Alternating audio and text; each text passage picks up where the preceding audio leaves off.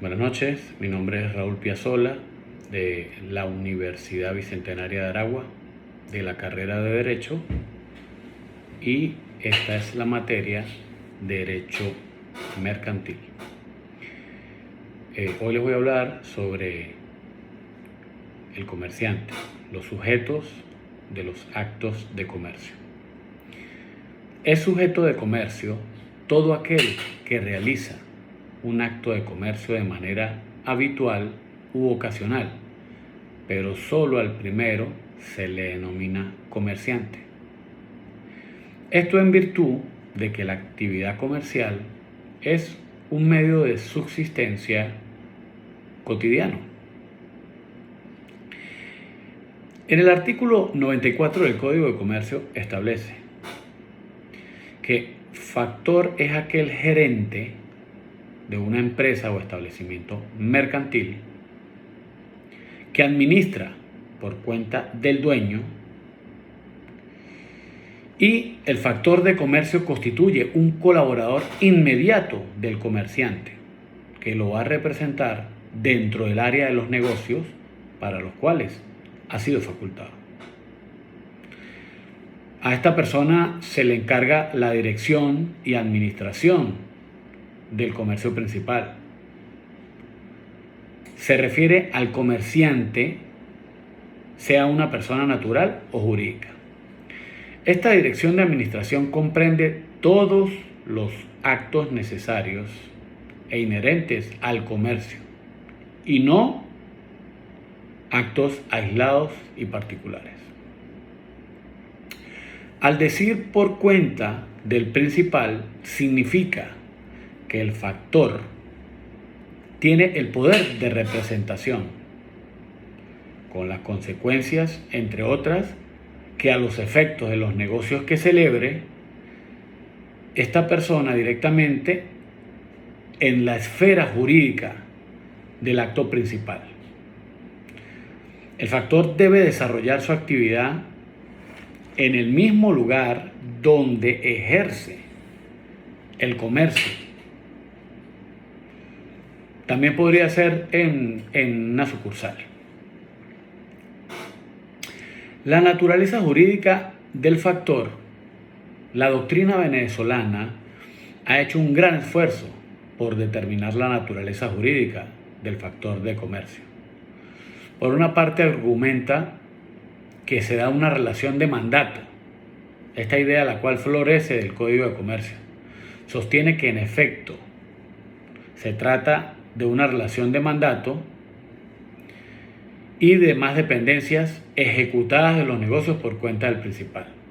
En este orden de ideas, recordemos que el artículo 1684 del Código Civil establece que el mandato es un contrato por el cual una persona se obliga gratuitamente o mediante un salario a ejecutar una o más negocios por cuenta de otra, que han encargado para ello. Hay otros artículos, como lo es el artículo 95, 96 y 97 del Código de Comercio. Forma parte de construir el factor. Se constituye como tal lo que establece el Código de Comercio.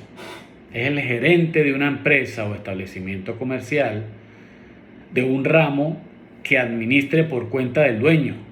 Por su parte, el Servicio Autónomo de Registros y Notarías, SAREN, indica que los factores mercantiles son los gerentes de una empresa o establecimiento mercantil o fabril de un ramo de ellos que administre por cuenta del dueño. Puede ser llamado también gerente, director o administrador. Él es el que administra, representa frente a los trabajadores al patrono y frente a terceros a la empresa dentro del límite de sus facultades. El factor mercantil debe ser constituido por documentos de registro, asamblea extraordinaria, ante el registro mercantil que corresponda. Debería anexarse una copia de la cédula de identidad o pasaporte vigente de los accionistas, de forma de que tenga una base legal que se encuentre tipificada y lo sustente, ¿sí? Hay unos requisitos obligatorios para el factor, por lo menos en el artículo 96. En las operaciones que se ejecute expresarán los factores que contratan a nombre de sus principales, y en los documentos que suscribieran podrán, ante la firma, que obran como poder. Tiene también prohibición expresa el factor en el artículo 98. Se le prohíbe a los factores y dependientes traficar por su cuenta o tomar interés en nombre propio o ajeno en negociaciones del mismo género que del establecimiento, que sirvan al menos que fuesen expresamente autorizados para ello.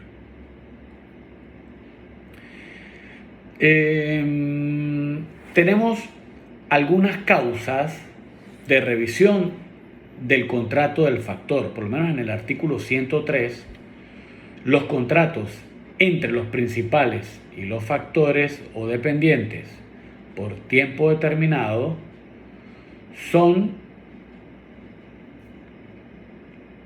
rescindibles ante la expiración del término en los siguientes casos.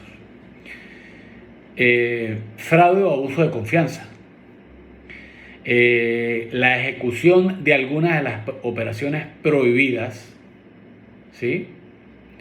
Injurias o actos que a juicio del Tribunal de Comercio comprenden la seguridad del personal.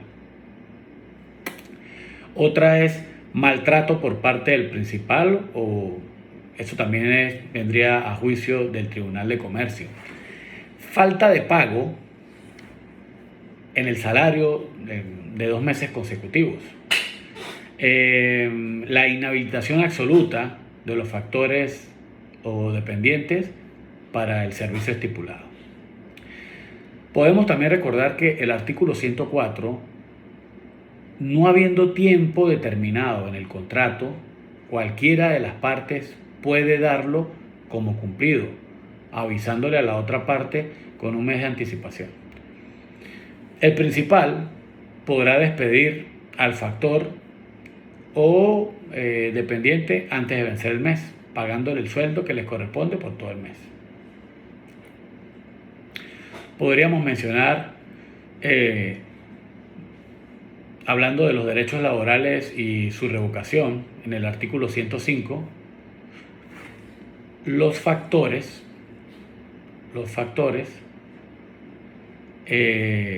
y los derechos que tienen.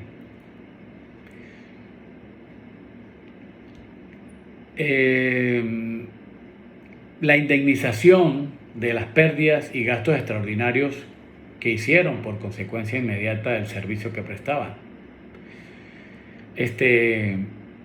En otro artículo, como lo es el 106, el principal no puede oponerse a los terceros de buena fe. La renovación de los poderes del factor o dependencia por operaciones ejecutadas después de la revocación, si no hubiere hecho esta en la misma forma en que otorgó la autorización, y además la hubiese publicado en algún periódico, en el caso de que la autorización se hubiese dado por escrita o por otras circunstancias.